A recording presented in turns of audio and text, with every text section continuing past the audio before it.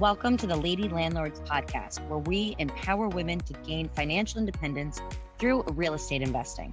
I'm your host, Becky Nova, founder of Lady Landlords.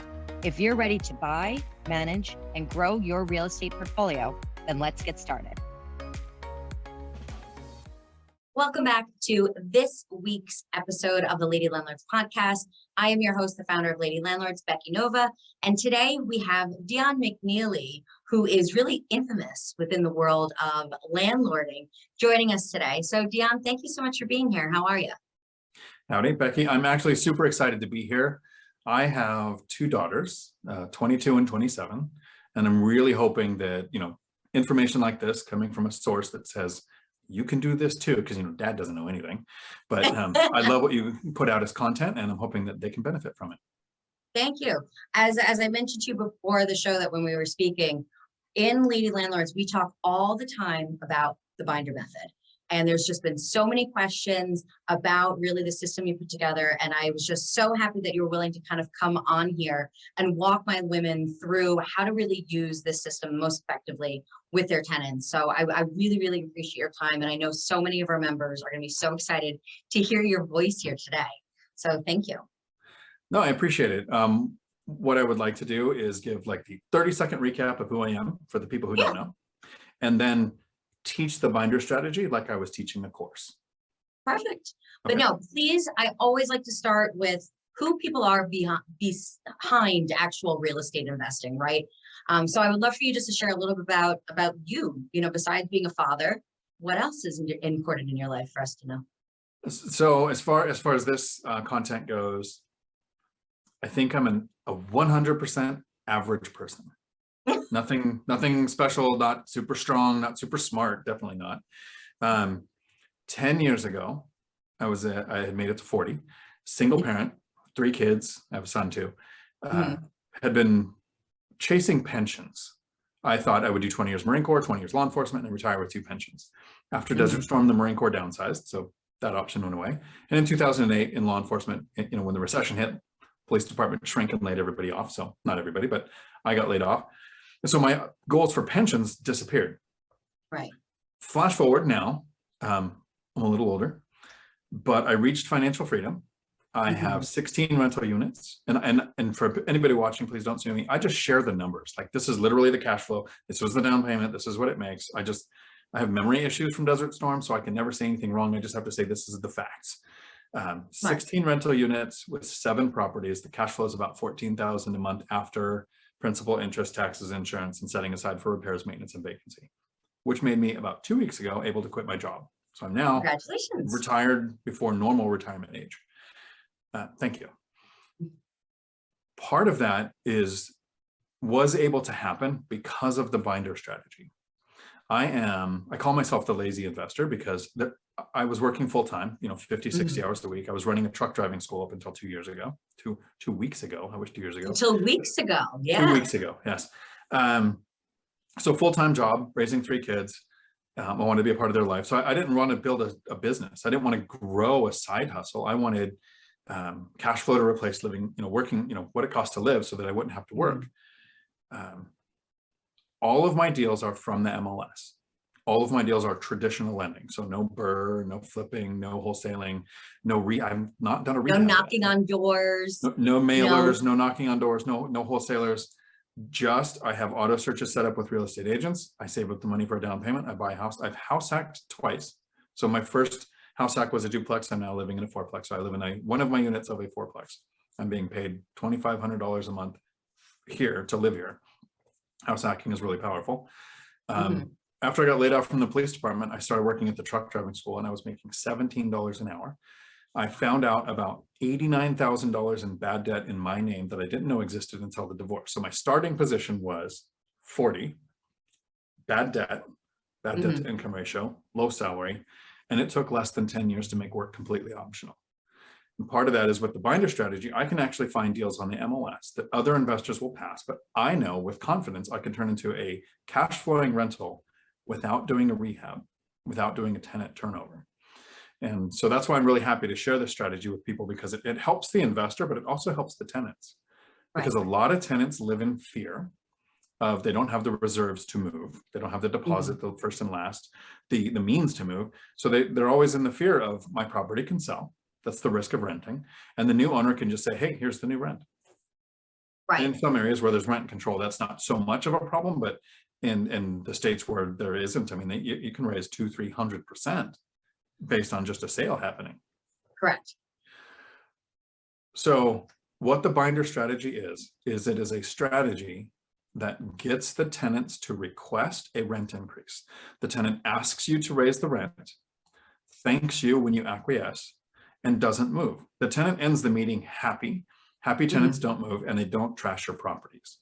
So it does two things. One, it makes the investor more money, but it makes the tenant's life easier because they're not displaced. Right. So what made you even kind of go down this alley to even kind of start with? Was it because you just felt like you didn't have time to kind of look for wholesaling and knocking on doors and all that strategy, that you really had to say, well, I need to find a way to make this work for finding properties that are on the market? That was pretty much it. I didn't want to do a rehab. I was working full time. My brother retired with 10 paid off rentals, but he has like craftsman skills.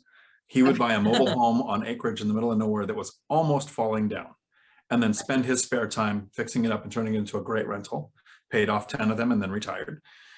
I don't have his skills. I don't have his free time. And not even really free time. He was also running a business, but able to do. I'm not that motivated. You said you're the lazy investor, right? So the lazy is very powerful. Like the part of lazy was, yes, I didn't get my pensions I was looking for, so I needed to create my own pension. But I also wanted to make work optional so that I don't have to work. So where the strategy came from was I like to buy properties from the MLS that are already occupied. I don't want to have to do a rehab, because it took me 2 years to save up the down payment for the first duplex that I moved in, because I wasn't making a lot of money. And how I got around the bad debt to income ratio is I had a house. I went through the divorce. I kept the kids, kept the house, like always able to keep that kind of stuff, could never keep the girl. And a lender told me that with my bad debt to income ratio, the best thing I could do would be to move into an apartment, live there for 2 years and rent out the house. Once I had rental income on my tax returns for 2 years, debt to income means almost nothing, because the property you're buying, I purchased a duplex. The rent on the other side of the duplex offsets the new purchase. So even if I wasn't making much money and had a bad debt to income ratio, I was able to buy the duplex. Had to save the down payment. So saving the down payment also took 2 years. I worked overtime. I had a very nerdy side hustle. I played World of Warcraft. I played World of Warcraft, an online game, and sold stuff on eBay. So $300 to $500 extra a month coming in because I would play a game with my kids. How do you make money off that? Like, do you get paid to play the game? There are things in the game that are difficult to get. So people on eBay will pay for that item, so they don't have to go through the boring part of the game to get it. And to me, I was like, I'm going to be playing with the kids anyways, might as well turn it into some money. But that allowed me to save up about $20,000 in 2 years for the down payment. Fantastic. But I didn't have a down payment didn't have the money for down payment, reserves, immediate repairs to fix a place up and like do a rehab. So I wanted to buy with a tenant in place. You don't have to find a tenant. You have a month where you close on your property. There's no mortgage for a month. Rents will come in. And then the next month you have a mortgage and the rents will come in. So it was a lower cost way to get into the property.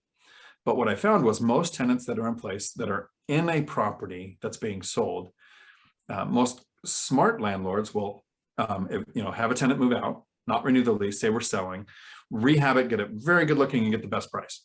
But a lot of landlords are older, in their 70s or 80s. They haven't been paying attention to the property for 10 to 15 years, and they're just looking to exit without having to fix anything. They don't want to displace the tenant. They've gotten to know them over the last decade.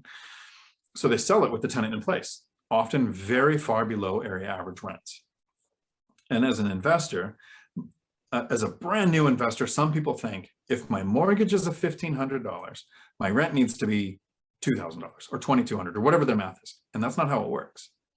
Your expenses don't set your rents. Your HOA, your mortgage insurance, none of that matters. Again for the people in the back. Say that again, Right. Dion. Your expenses don't set your rents. What sets your rents is area average rents. Right. What would a unit of the same size in that area rent for?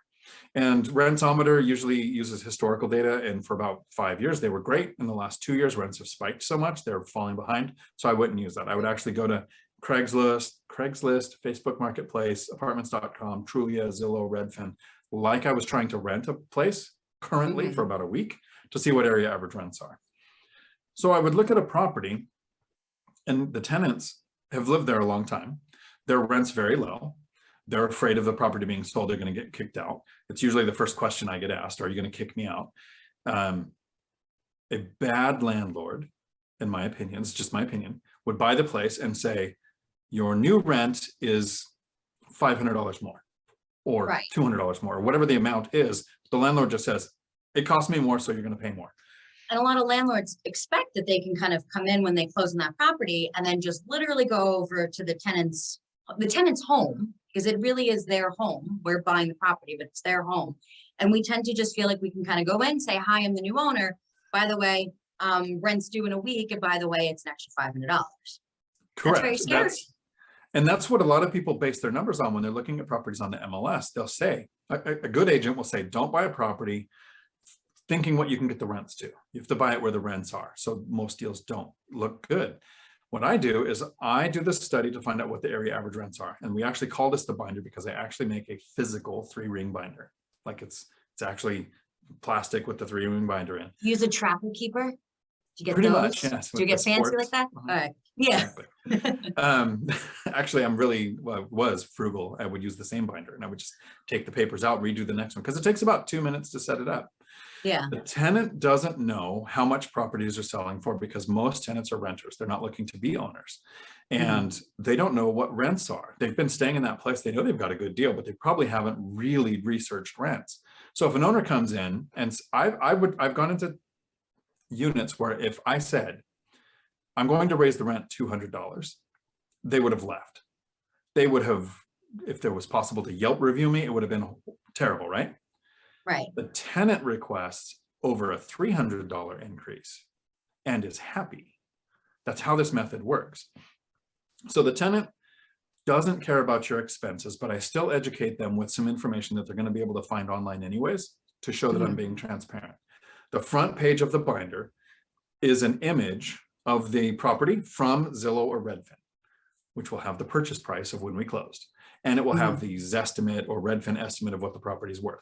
The reason I do this is I want to kind of anchor the price to let the tenant know my property taxes are going to be based on this number, and my homeowner's insurance is going to be based on this number. So your rents make sense to the person who bought this 20, 30 years ago, but for my numbers, it doesn't make sense. So they know the most logical thing would be for me to kick them out, rehab the property, and put it to area average rents, make money. I'm lazy, and I don't want to displace the tenant. That's not the goal. The next page, so I open the binder, the first page is a map from apartments.com or Zillow of the rentals in the area with a little pinpoints on the map showing where they are. Make sure they're all the same. So if you have a 2-bedroom, 1-bath, that's what they are. If it's a 3-bedroom, 2-bath, that's what they are. You get the ones that match. You might have to go to a few sources like Zillow, Redfin, Trulia, apartments.com to find enough, depending on the demand in your area. Then after that, each page is those rentals. Print out the page from that rental of what they're renting for. And here are some numbers of, example numbers of a recent binder strategy last year. I basically do this when I purchase properties. This is where the strategy came from. I buy a property, the rents are $800 and $900. It doesn't cash flow. It would cash flow at around $1,100. I show the tenants area average rents are $1,500 and $1,600, significantly a lot higher. So a new owner would think, okay, I'm going to buy it. I'm just going to raise the rents. And double it was really what you were saying. Yeah. And tenants can't handle that usually. So show them what area average rents are. And then the magic question is you give them the binder and you ask, what do you think is fair? What tenant has ever been involved in the conversation of setting their rents? The tenant knows the best thing for the new owner would be for them to move and the rents to double. But it's displacing the tenant. It's the rehab timeline. It's the cost of the rehab. It's finding, screening, placing, teaching a new tenant how you run things. So the tenants across the board have asked for about a 20 to 28% rent increase. So $300 to $450, $300 to $450. They ask for that, which takes them from 8 to 9 to 13 to 14 instead of 15 or 16. So they're still below area average rents, and they don't have to move. They know their budget. They know what they can afford. They know that the smartest thing a new investor would do would be kick them out. I don't want to do that. So I've never had a tenant say, well, if area average is 1,500, let's go to that, right? They don't want to, they would just move. Right. I've never had a tenant say, I'm paying 900, I'd like to stay there, because they know that it wouldn't be fair. That's not fair, because a compromise is when both sides lose. I'm not kicking them out and getting area average rents, best thing for me. They're not getting their rent to stay at a good deal that they've had for a while. So when they ask for the rent to go up $200, $300, $400, they kind of expect you to say, that's really low compared to the area average. But it's a big enough increase to where I'm able to cash flow. And so when you agree, they say thank you. The tenant thanks you for raising the rent. And now they're educated. They know what the area average rent is. And there's a couple of things that I do to make sure this conversation goes really well. First, I don't do it right away. When you purchase a property and there are existing tenants, and some people will call them inherited tenants, but that seems to offend everybody on Reddit. So existing tenants are now your tenants. You didn't get to vet them. You didn't look at credit scores. You didn't run eviction history. You don't know what they make. You don't know anything that would matter. But they have existing leases, so you're bound to that existing lease. And I think every state, and there might be somewhere it's not true, but where I'm at, it's that the lease is between tenant and property. So you can't make any changes right away anyways. If they're on month to month, I still wouldn't do it right away, because you don't know if you want to keep that tenant. So there's so you let them stay first to get to know them a little bit? For about 2 months, I'm watching for 3 things. First, the thing that matters, do they pay the rent? Right? Do they pay even the amount that they're actually starting with? Correct. The amount that they're supposed to, and through the format that I would like, which would, is usually something that leaves an electronic paper trail, doesn't make me have to take a trip to the bank, and makes it easy on the tenant. So there's a couple different ways to do it. On time. And on time. And the second thing is, do they call me for very trivial things? If that's right from the bat, that would be a red flag. And the third thing is, do I get noise complaints either from the tenants or neighbors? So if those 3 things don't happen, which so far I haven't had any of those issues, now I know 2 months in, I would like to keep these tenants. Okay. In those 2 months, I will do small upgrades. I always put in low schlag coated locks, because I buy in Class C areas so that the tenants don't have to have keys. They get a coated lock. It's an upgrade. And I do it on 2 exterior doors so that if the battery ever dies, it will die in one before the other. I've never in 12 years had a tenant lock out. So I'm knock on wood here. That's, but no, Yeah, that's fantastic. I use electronic locks too. It makes it's a nice difference. Yeah, it is. And so you can let a handyman or contractor in without having to travel there. You can change codes at any time. You can change codes if the tenant moves, or if they have a roommate move out, or they separate, or whatever happens. Right. And you don't have to buy keys or even keep track of keys. And then I replace exterior lights with motion sensor LED, which updates the property, makes it more safe, and explain to the tenants it's still connected to the same switch. And how LED is about 1/10 of the price in electricity. And then I'll actually ask the tenants a question. And the first time I asked the tenant this, my real estate agent told me, never ask that question again, but I ask it every single time. I asked the tenant, if you owned the place, like tomorrow, poof, you're the owner, what would you fix? My agent was afraid they would say, well, I would pave the driveway, or I would add a bedroom, right? Some big expense. My tenants have never done that. They've asked for small things like, I would like a screen door. That ceiling fan is wobbly. I would get a new ceiling fan. So spend $100 and the tenant's happy. They know you're going to take care of the place. You've upgraded the locks and the lights. So 2 months later, when you have the conversation, they've been ignored by their previous owner for years. You're fixing the place and actually asking them what they would want fixed. And now you're having a conversation to set their rents. It's gone very well. So normally I would purchase a property and use the binder strategy to get it up to probably around within 10% of area average rents. So I can look on the MLS, figure out the rents for an area, go down 10%, and find cash flowing properties without worrying about where the rents are now. Right. And then I would do a 5% increase every other year. So I would tell the tenants, look, there won't be an increase next year. And if you really want to protect your rent, we can actually do a 2-year lease if you like. So we don't have to negotiate rents next year. But I would say generally, I'm only going to do a 5% increase in 2 years. That worked from 2012 to 2020. Yes. And then in 2020, we had the eviction moratorium where you couldn't raise rents and you couldn't evict. And I've actually still never had a late or missing rent payment. So if you screen your tenants right, even a pandemic doesn't matter. But in 2021, rents skyrocketed. A couple of things changed. For the first time, people don't have to live in concentrated areas where the work is. They can work remotely. You can homeschool people. You know, there were companies, the demand for rentals outside of major cities went up so much that rents spiked. Inflation numbers are flawed. They use this thing called owner's equivalent rent. They go to homeowners and they ask them, what do you think you could rent your house out for? So they're saying rents are up 5 or 6%. My tenants in 2021, I used the binder strategy again on all existing tenants. I normally wouldn't. I would just do the 5% every other year and it would keep me up. But rents spiked so much in 2021. I looked up area average rents, took the binder. Most of the tenants had seen it before, so they knew what was going on. And they were used to the 5% every other year, but we had this meeting. This is, again, last year, 20 to 28% rent increase from existing tenants. And you went back through all of your existing tenants just because there'd been such a change in the climate right here in marketing and markets. So then you said, let's go back through everybody again and have that conversation. And then you ended up still between that 20 to 28% increase.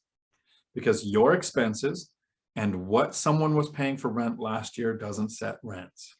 Area average rents set rents. My tenants are still below area average. That's how much they spiked. I'm talking in this area, it's like 30 to 40% rent increase across the board. So getting a 20 to 28, I'm below average. It would have been better to kick the tenants out, do a rehab and make more money, right? Too lazy. And I really don't want to displace a tenant. Like it's exactly like you said, it's my rental. It's their home. And small multifamily with their own fenced yard, their own garages, and I do side-by-side units so that they're not even over under tenants. It's a home. Like I've got tenants that were in a property 26 years when I purchased it and have been in there 5 years since. Wow. I don't want to mess with that. Of course not. And once again, there is something to definitely be said about what do you call it? Having existing tenants. That was the term instead of inheriting tenants. Yes. To having existing tenants. Have you been in that situation where maybe you were concerned actually about keeping those tenants that you then did have to either go through an eviction or that after those 2 months you said, hey, this isn't really working out. Actually, plan kind of goes out the window here. I am going to actually have to ask these people to leave. When I purchased this fourplex, it was an owner occupied loan. I knew I was going to move in. So during the inspection, I did a walkthrough with each of the tenants. And there was a tenant I knew I wouldn't resonate with. They dissembled. They basically said, oh, we're the property manager, so we get 50% off our rent, which wasn't the case. The owner had never heard of that. The owner showed me the rent rolls. They had made consistent payments of the regular rent. And so in my mind, I was like, okay, that person's gone, right? But we're displacing a tenant. So I did cash for keys. I went to the tenant. I said, look, this is an owner occupied loan. I would use that reasoning on any tenant if I had to. And I would say, and I understand moving sucks. So why don't you do this? You find a new place, I'll pay your deposit. I don't want to give the cash for keys to the tenant because they could take it and stay, and now you have to pay for an eviction and carry the months it's going to take or weeks or however long in your area for an eviction to go through. But if I say, where are you going to move to? You find a place, I'll pay your deposit, go pay the deposit. If they move in, great, now you're out. But if they don't move in, you can go there and get your deposit back from that company. So that was my safe way of doing cash for keys. Smart. Have you ever then been in that situation where you purchase a place, and maybe this is not for you, but have you ever purchased a place then where tenants were not on leases at all? Yeah, yes, I have. I've purchased a couple where, so I have 16 rental units at 7 properties. It's all small multifamily. I have one single family that I have before I started investing, and then the rest are 4 duplexes, a triplex, and a fourplex. Okay. So 16 different units. I've purchased, I think, 2 that were vacant. So they just were empty, and 2 units were empty, and I just found tenants and screened them and put them in area average rents with minor repairs. But I'm trying to think. Because my question was going to be, if they did not have leases, would you still recommend waiting the 2 months and kind of getting to know them and making those updates? And I really love that you gave them the choice and that where they were really picking a quality of life update, right? Once again, it wasn't, hey, we should have a new roof. Hey, we need a new driveway, but really saying, hey, I'd love a ceiling fan, right? Just really something that's making their day-to-day life a little bit better. But if somebody was not on a lease, would you still recommend waiting and kind of getting to know that person for a couple months? Or would you then say that maybe we need to have this conversation a little bit sooner? I would still wait. If they don't have a lease, they've been paying an amount of rent. And generally during the, your inspection period, you should look at there's a term for estoppel, so you can see the rent rolls. If they don't pay that amount, yes, it would require the conversation. I've done it where there were no leases. It was a family member that I was buying from, and I still waited 2 months. They paid the amount of rent that I was told they were going to be paying, even though there were no leases. Gotcha. If they didn't do that, I would have went in sooner. Okay, that makes sense. And then I think it's great that literally you've had 100% success rate with this. Was there ever a point in time that you still felt that the rents were too low, that this process was going to not still get you to numbers to make that property a cash flowing property? It's a conversation that you're having with the tenant. There was one time where the tenant, what were the numbers? They were at 11, 25 or 30. Area average rents were 15 to 1600.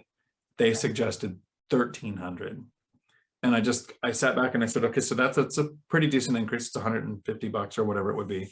And I said, but do you see how far we are away from area average rent? And then they thought again, and they said, oh yeah, well, 1460 would be with our budget could take us to there. We're not where area average rents are. So it's an ongoing conversation.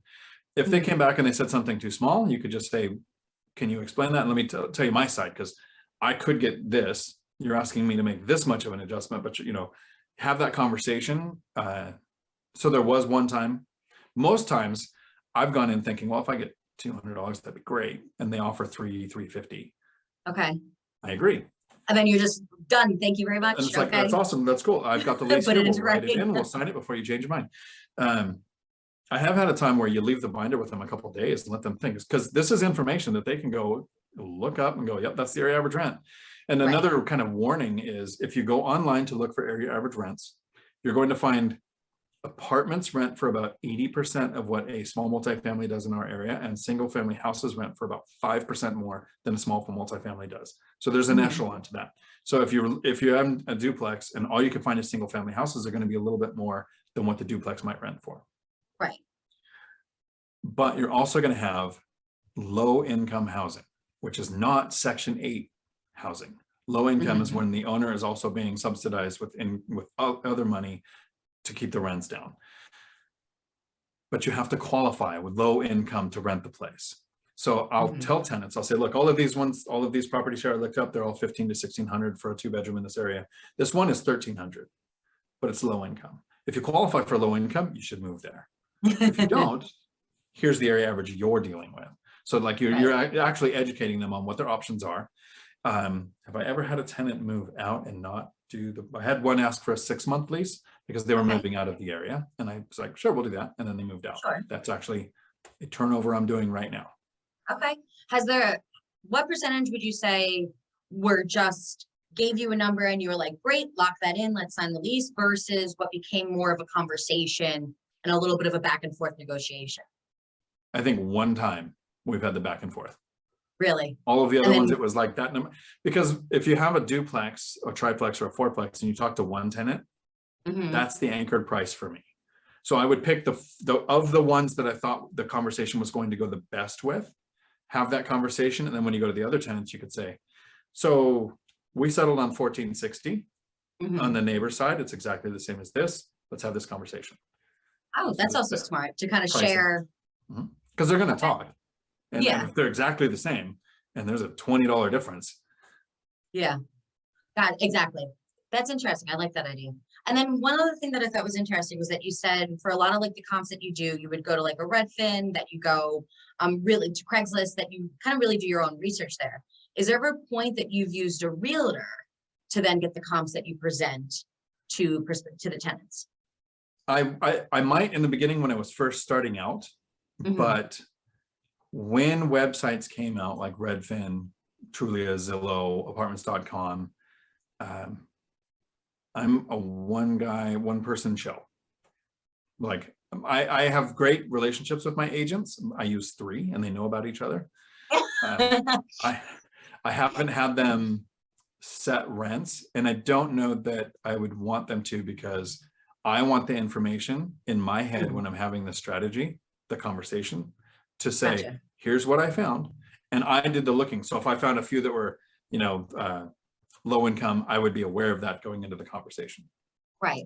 And do you feel that there's a difference, since then you would be using really what's on the market now versus what has been rented already?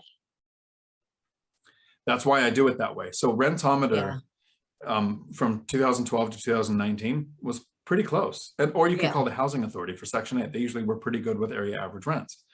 They only look at bedroom count, not things like garage, shed, or pool or anything. It's just bedroom count for them. But since rent spiked so much in 2020 and 2021, Rentometer uses historical data. What has rented? So when you look at those rentals, I will look at, if it's listed at $3,000, but it's been on the market for 6 months, that's not what I'm going to use. The tenant will be able to find that and realize, yeah, that was too high. You used bad data. I'm looking for things that were just on in the last few days and in the price range of, so you should know your area average rents if you're investing to what you're buying, right? So it's the same thing when you're educating the tenants. You should have a pretty firm grasp of what the actual area average rents are, because when they go do their research afterwards, I have never had it. I wouldn't want a tenant to come to me and say, you showed me the binder, but look at all of these cheaper ones I found. I would feel like a hypocrite, right? I don't want to do that. I also like the idea of using what's kind of out there in the market now, because then really it's also showing them, if you choose to then leave here, this is literally what your options are. This is literally what you'd be looking at, because I already kind of did the research for you. You stay here, we discuss rent, or literally here is your possible future home all in this binder. That's so exactly it. You're saying, here are the options. If you don't want to move, what do you think we should negotiate to that makes it fair for both sides? Right. I love the idea of that. And I love the fact that you're actually including the tenant in this conversation. So back in 2020, I ended up buying a property, and I had existing tenants that I kept in the property, and I was looking very similar for the same thing. To me, it was not the time to go, and we didn't know if you could even get anybody in somebody's house. There was no way I wanted to have to figure out how to get estimates, contractors in, get tenants out. Over here in New York, clearly issues with eviction moratorium and things like that. And when I bought that house with existing tenants, people thought I was absolutely nuts. They thought that was like the craziest thing for me to be able to do, especially in general. People thought that I was crazy for doing that, but now definitely doing it during the pandemic in New York with eviction moratoriums that we just really had everywhere. People thought I was crazy. Did you ever consider changing up your strategy, especially during those eviction moratoriums during the pandemic compared to pre-pandemic? So when I was a police officer, they have this concept of when you show up at a crime scene, you can't decide what happened and look for evidence to back up your theory. You have to look at the evidence to then make a decision what you think happened. But as evidence presents itself, you have to change your opinion. You can't get locked into what you thought happened. When I first started looking for real estate, my goal was, I had a house. I moved into an apartment and rented out the house to fix the debt to income ratio problem. My thought was owner occupied by another house, live there for at least a year, save up the next down payment, owner occupied, move house to house to house. In my area, single family houses just don't cash flow. The only reason my one does is because I bought it like a billion years ago. I paid $98,000 for it. Now it's worth 500,000. So I mean, it cash flows because of the ridiculously low amount I paid. I'm getting a great cash on cash return. I'm not getting a very good cash on equity return, but I haven't sold it yet. So I'm okay with it. The cash flow's paid off. I have a Section 8 tenant in there at $2,200 a month. It's a great rental, but I couldn't repeat it. So based on evidence, I switched to small multifamily because they do cash flow in my area. About 90% are bad deals that don't. 10% do cash flow. So what I did is look for an area average. I was able to find a lot of 7 or 8% cash on cash returns. So I shot for 10s. So I was trying to hit home runs every time. Pretty much came close, but I was only buying one every 2 years in the beginning. So it wasn't like I was doing 20 deals a month or something like some of the people I hear about. I had a 10-year plan. And I thought if I bought one every 2 years, that's 5 and 10 years, make work optional. And then at about 5 years, the income snowball starts to kick in. You have cash flowing assets producing more that it became, 2 years, 1 year and a half. Now it's like 6 months. I have to find someplace to put the money. Right. Which is why I quit my job. I want to make a video that says, don't buy rentals. It sucks so much. You'll have to quit working. I think that'd be a great title. Also, this is a great opportunity then. Also, please do mention your YouTube channel, because I'm sure a lot of our listeners, one, they probably already are subscribed, but if not, I would like to make sure that they can learn more about the educational resources you provide. Oh, I appreciate that. I Yeah. started answering questions on Facebook in the Bigger Pockets and the Real Estate Rookie groups, and I realized a lot of the same questions were asked. So instead of, typing out an answer or having a phone call, I started making short videos, and my YouTube channel is Dion Talk Financial Freedom. So it's about making work optional, mostly focused on buy and hold real estate, small multifamily. I haven't done a BRRRR. I haven't done flipping or wholesaling. I try to stay in my lane. This is what I do. This is the lazy person's way to make work optional. I do live streams every Tuesday at 4 p.m. and they basically last a few hours. I just go until the questions stop. So I'm happy to help anybody that has questions. Perfect. I'll make sure to put the link for any of our listeners down in the show notes, so that way they can make sure to join you there. Have you, now when you get these questions, right, and you have these lives, do you ever have people then come to you saying like, hey, I tried the binder method, totally blew up in my face, absolute disaster? Or do you have people just coming on being like, best thing ever, thank you so much? I have screenshot after screenshot after screenshot of, I can't believe what I had. I got a 40% increase. I got a 30% increase. Yeah. I have had people say, it didn't go as well as I wanted it because my property manager, blah, blah, blah. This is a self-managing is the best tool. You can try to get your property manager on board, but remember, a property manager is often motivated to have tenant turnover because they're going to make their full month's rent or half a month's rent. It's part of their business model to make money. They're not as motivated as an owner is to not have tenant turnover. So they're not even as motivated to really get into the nuance of talking to the tenant, because what do a lot of property managers do? Here's your lease renewal. Here's the price. Maybe here's the price if you do a year. Here's the price month to month. Like that's the negotiation that happens, instead of literally taking 10 minutes to make $3,000 or $4,000 more next year and have a happy tenant off of each and to sit down and have that conversation. What do you feel is the number one mistake that a landlord can make going through with this process? So this will be a test. At the beginning of the video, what did I say sets rents? Market rent, not your costs, not your personal expenses on the house. So if you live in an area where your rents have gone down, right? And here's a cool statistic I like to quote. Since 1914, when we started tracking the data, there has never once been a 5-year period where rents went down market-wide. So there are some local areas like in Detroit, car manufacturers moved away, or Silicon Valley .com crash impacts them really hard and rents do go down. But market-wide, rents have never actually gone down. If you're in an area where rents went down, your tenants can binder strategy you. They should. They should say, look, you're charging me $1,000 a month and all the rentals around here are $800. So what do you think is fair? It can go both ways.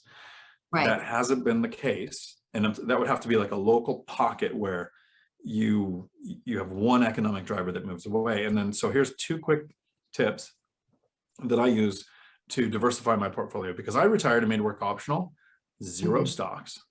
Like I wouldn't own a stock if someone gave it to me. I don't want to own a business because I'm not an entrepreneur. I'm an investor. No crypto, 100% real estate. So I had to be very careful. I diversify my properties. Instead of buying a 10-unit apartment complex that's close to a couple of economic drivers like a base, a port, college, hospital, Boeing, or Amazon, or a large population, I'll buy duplexes or triplexes at least 10 miles apart.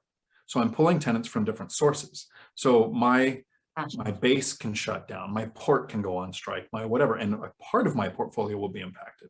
And then I also diversify my tenant base. I would prefer to have about 1/3 military, 1/3 Section 8, 1/3 working or retired. So a prolonged government shutdown, we'll never see it in our lives, but a pandemic or a stock market crash doesn't impact all 3 aspects, right? So diversified properties, diversified tenant base. And then before someone attacks me in the comments below, it would be illegal to advertise and say Section 8 only, military only, or no military, no Section 8, right? Right. But you control how you advertise. If I have a unit that's coming available and I want a military member, I'm going to go out onto the base and I'm going to let the agency know I have a unit coming. If I want Section 8 tenants, call the housing authority and say, here's a link to my listing that comes out Tuesday. Can you share this with your clients? How you advertise is going to be what kind of tenant. And it's not a perfect balance. I'm trying for about 1/3 of each. Correct. You With those can't two, necessarily you can't make everything completely perfect, but you can at least kind of, put things in your own power for sure. right, and so that's the goal. With those two diversification strategies, I sleep like a baby. That's fantastic. And just since we hadn't mentioned this, can you please share with our listeners what areas you are actually investing in yourself? So I'm very specific and I will help people nationwide, but I invest in Pierce and Thurston counties in Washington state. So between Tacoma and Olympia. I Right. don't invest in King County, which is Seattle area, but outside of that, I will invest here. So I'm not in city limits like Tacoma or Olympia. I'm a little more rural. I like to take the map of the largest city close to you and then draw concentric circles out. And at some point, one of those circles, the price point will make sense, where the three things that you look for your yield will make sense. The first thing you need to know is, what is your area average rents? And that changes often. So I check that pretty much weekly. Second thing is rates. That can change daily, especially with what the Fed's doing, because the Fed doesn't set rates for banks. The banks lend on margin. So what the Fed talks about doing is how interest rates are going to be impacted. And then the third thing is the price. And not the list price, but the price I think I can get the property for. So in those rings coming out from the city, there's a point where there's a balance where the price, rates, and rents line up to where you'll get the yield you're looking for. Perfect. I just want to make sure that it was also clear. We have people in so many different states, and I want to make sure that it was also clear that this could work in some of our coastal states and some of our higher cost of living areas, but the binder method is really for absolutely everybody. It is, except there's a caveat. What's that caveat? If you're in a state that has rent control, you're limited. In California, you can only go up. It's 10 is the maximum. It's inflation plus 5. So if inflation were 2, you can only go to 7, right? So there's a metric to learn there. But know your local laws. In Oregon, if you live in the unit of a small multifamily, that doesn't have rent control. If you own single family houses in some areas, that doesn't have rent control. It's just for apartments. So know what your local laws are, because you can buy in a rent control area, but because of your situation, your unit count, or the type of property, it might not apply to you. Right. And I'm over here in New York. I know a lot of other members are as well. In New York, you have to give a certain amount of notice based on how many years that tenant's been there. So even though they were already existing tenants, if they've been there for it makes a difference if they've been there for a year versus if they've been there for 2 to 5 or then more than 5 years. I have to actually give them more notice. So as you kind of mentioned, it's great to have that waiting period of that month or two. It's also something that I would have to take into consideration. Well, they've been here for 5 years. I have to give them then at least 2 months notice. If then we're going to go with a strategy that's going to end up increasing their rent more than that 5%. That's really allowed here in New York. So I'm really glad you brought that up. I told you about the memory issues from Desert Storm, right? That's There's okay, another part. What did I make you think of? There's another part to the binder strategy where in Washington state, you have to give 60 days notice to a rent increase over 10%. In Seattle, I think it's 6 months. And if they don't like the rent, you have to pay 3 months rent to move them. Like, it's a version of rent control here. California is doing that too now. In my area, it's you have to give 60-day notice. So what I do is I have the binder strategy conversation, ask them what they think is fair. They say the new amount, we agree to it. So in their mind, they have now adjusted to this new rent. The tenant probably goes, okay, so today's, it's today, next month on the 1st, this is my new rent. I then sit back and go, to give you some time to mentally adjust to the new budget, let's set this for 90 days from now. So 3 months from now. So next month, the next month, rent's the same. But that third month, this number that we've already agreed to will become the thing. So the tenant goes, oh, that's 2 more months of the best rent, of the better rent, right? So that's great. The person's being nice. But what I'm doing is satisfying the 60-day requirement. I haven't ever gone, I need to require a law and give you 3 more months or whatever, but I just go, does that sound good? We'll do it at 90 days, give you 3 months to get ready. And so there is that time component, know your local laws. Right. And then does that ever impact your numbers? Because now you're really waiting almost to month 5 to then sit, right? Because you gave them the 2 month of kind of a trial period. Now, once again, you're giving them that 2 to 3 month time to satisfy, once again, our legal laws. So now you're kind of 5 months in and accepting still that lower rent. Has that ever made like an impact and then a decision of saying like, okay, maybe this property is not going to work? Or is it usually still worked out in your favor? So you have the month where there's no mortgage payment. No one usually factors that into their cash on cash return for the first year, right? So it can kind of go a little bit both ways. I'm not really looking for how much am I going to make. I'm looking for, in 5 years, what is this going to look like? So I run the numbers as if the rents were at where the binder strategy is going to be. And yes, it can even be worse. You can have 7 months remaining on a lease.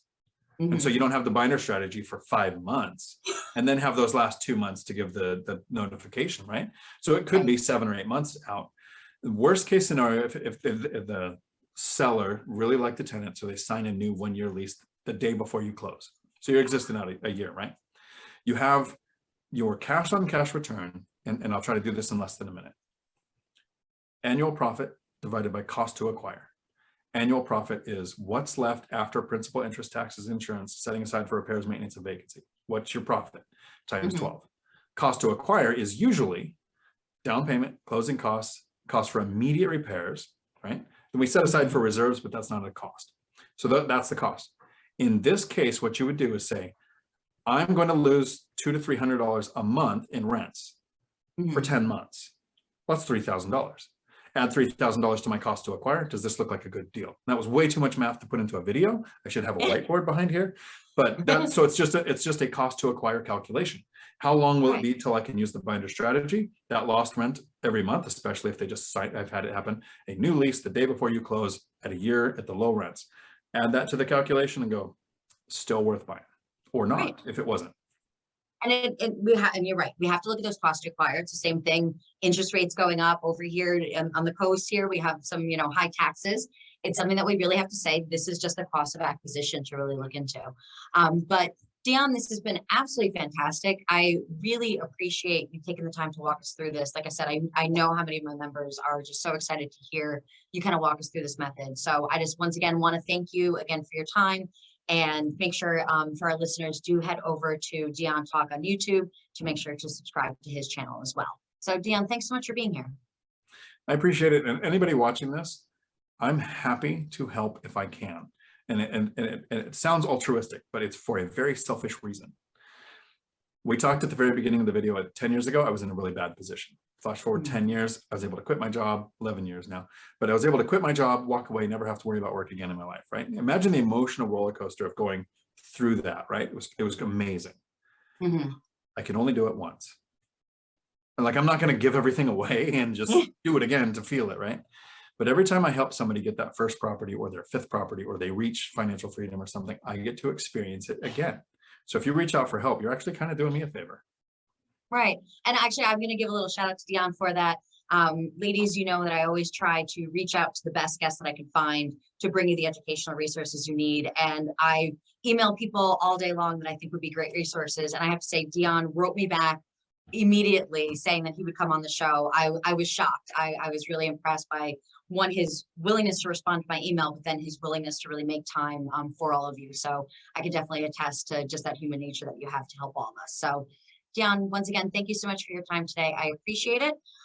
For my listeners, please do make sure to subscribe wherever you listen on podcast, or if you are watching us on YouTube, make sure to subscribe as we release a new episode every single Tuesday of the Lady Landlords podcast. Thanks so much. Every time you hit the like button, an angel gets its wings. And on that note, there you go. Thank you for listening to today's episode. If you're feeling stuck in your real estate journey, visit lady-landlords.com/roadmap to book a one-on-one workshop with me. I'll help you determine your next best strategy. Or you could subscribe to our newsletter for exclusive tips and offers. Invest with confidence. Become a lady landlord today.